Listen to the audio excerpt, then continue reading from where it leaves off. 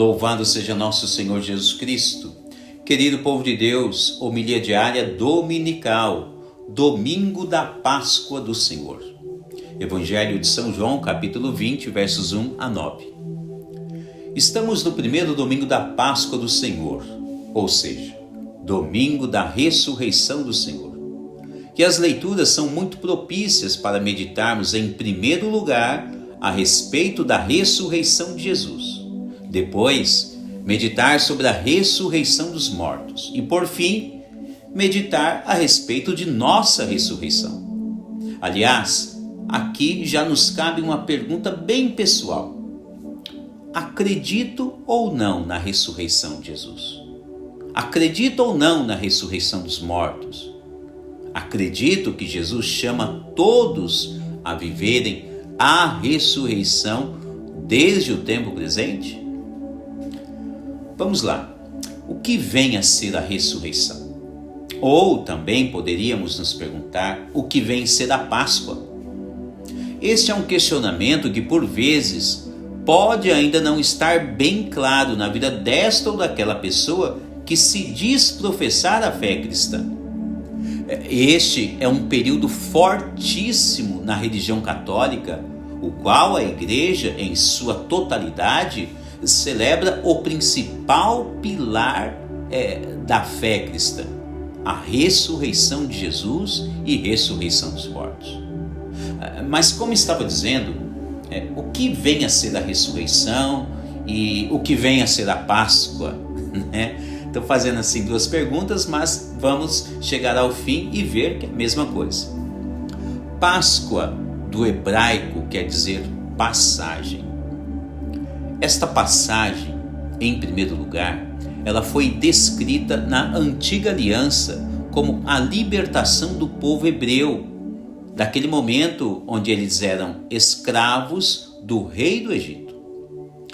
A Páscoa, então, na antiguidade, com o povo hebreu, sempre foi comemorada pelos judeus para rememorar a liberdade que Deus concedeu a todos eles em relação à escravidão quando eles viviam no Egito. Basta conferir essa história em Êxodo capítulo 12. A Páscoa, sua plenitude, atinge o seu ápice na nova aliança com Jesus, o Filho de Deus. Ele instituiu o novo cerimonial da Páscoa. Na quinta-feira santa, Jesus institui o ritual celebrativo da nova aliança, que é a sua Páscoa. Você confere em Lucas 22, 19 e versículos seguintes. Então, veja que o ritual que Jesus institui se refere à sua morte, paixão e ressurreição. Portanto, Páscoa se refere à passagem da morte para a vida. Vivemos neste mundo, um vale de pecado e de mortes. Então Jesus veio até nós, pecadores, para nos resgatar do pecado, nos reconciliar com Deus através de nosso arrependimento e assim nos inserir em uma vida nova e eterna. Celebrar a Páscoa de Jesus significa celebrar a ressurreição de Cristo ressuscitado, pois ele venceu o pecado e a morte e ressuscitou ao terceiro dia. Jesus, ao vencer a morte, passa da morte para a vida eterna.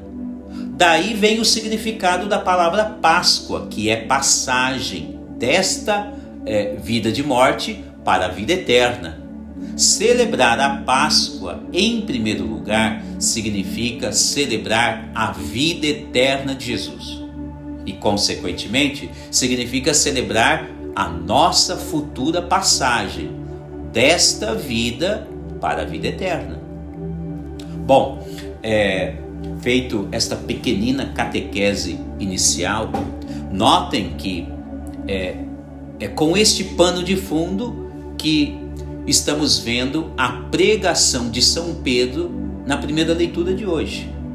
São Pedro motiva todos os seus ouvintes a acreditarem na ressurreição de Jesus, a fim de que eles recebam o perdão de seus pecados e possam assim obter vida nova já neste tempo presente.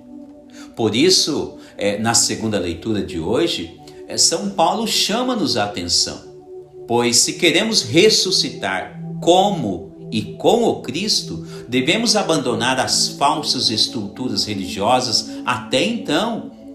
E além disso, devemos nos tornar novas criaturas e buscar as coisas que são do alto, e não as terrestres. Na prática religiosa, é o que estamos vendo acontecer no Evangelho de hoje. Maria Madalena, ao se deparar com o sepulcro vazio de Jesus, pois ela foi até lá de madrugada, então, logo após este momento que ela teve com uma experiência de perceber que o sepulcro está vazio, logo após isso, ela foi avisar os seus irmãos a respeito desta experiência extraordinária que ela já começou a obter com a ressurreição de Cristo.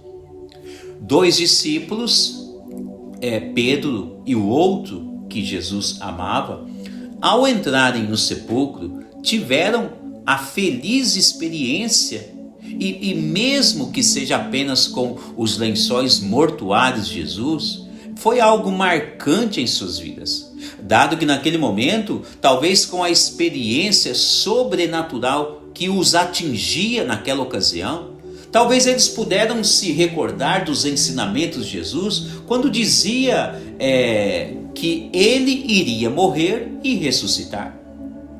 O Evangelho anota que eles viram e acreditaram. Realmente Jesus ressuscitou e venceu a morte. Este é um ponto fundamental. Acreditar que Cristo ressuscitou. Será professando a fé no Cristo ressuscitado que a nossa ressurreição acontecerá no último dia. Santo Tomás de Aquino diz que é preciso que a causa da ressurreição de Cristo seja a causa de nossa ressurreição, o que é razoável, pois o princípio da vivificação humana é o Verbo de Deus.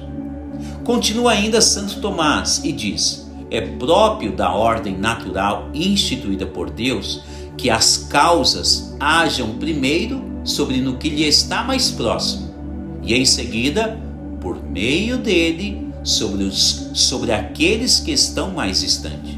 Uma citação da Suma Teológica 3, questão 56, no artigo 1º. Assim, é imprescindível que os apóstolos creiam naquilo o que estão experimentando e vendo.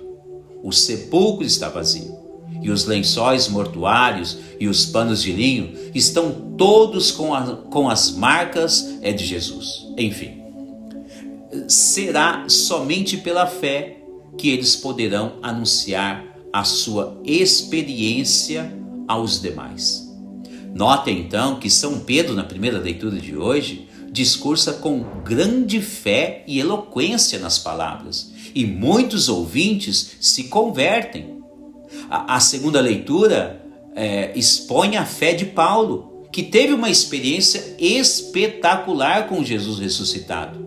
E depois de sua experiência, ele tornou-se um grande arauto do Evangelho. E por isso, agora ele está dizendo coisas maravilhosas a respeito da ressurreição de Cristo. Se cremos que Cristo ressuscitou, devemos buscar as coisas do alto. Creia na ressurreição de Cristo, aprenda a anunciá-lo e viva desde o tempo presente a sua ressurreição. Louvado seja nosso Senhor Jesus Cristo.